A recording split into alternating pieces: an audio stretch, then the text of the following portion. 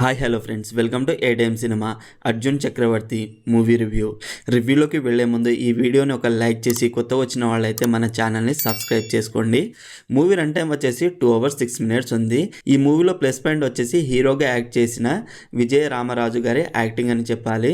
తను ఈ మూవీ కోసం చాలా కష్టపడ్డారని తెలుస్తుంది అండ్ తన యాక్టింగ్ కూడా బాగుంది. అర్జున్ చక్రవర్తి అనే క్యారెక్టర్ చుట్టూ తిరుగుతుంది మూవీ మొత్తం. ఈ movie base on true story. మూవీలో బ్యాక్గ్రౌండ్ మ్యూజిక్ బాగుంది, కొన్ని సీన్స్లో చాలా బాగా అనిపించింది. సాంగ్స్ అయితే పర్వాలేదు అండ్ సినిమాటోగ్రఫీ బాగుంది.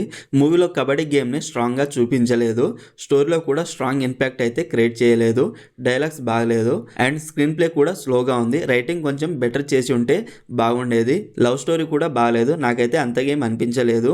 మూవీలో అర్జున్ చక్రవర్తి కబడ్డీ గేమ్ టైంలో పాయింట్స్ తెచ్చే ప్రతిసారి తను ఆ పాయింట్స్ని తెచ్చినట్టు ఉండదు. ఏదో ఆపోజిట్ టీం వాళ్ళు బలవంతంగా తోసినట్టు, ఏదో కావాలని ఇచ్చినట్టు ఉంటుంది.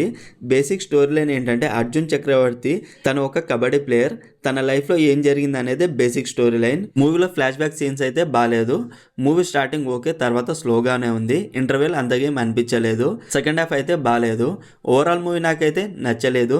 మరి మీకు ఎలా అనిపించిందో కామెంట్ చేయండి. Streaming on Amazon prime video. మరిన్ని మూవీ రివ్యూల కోసం మన ఛానల్ని సబ్స్క్రైబ్ చేసి బెల్ ఐకాన్ ఆన్లో పెట్టుకోండి. Thank you.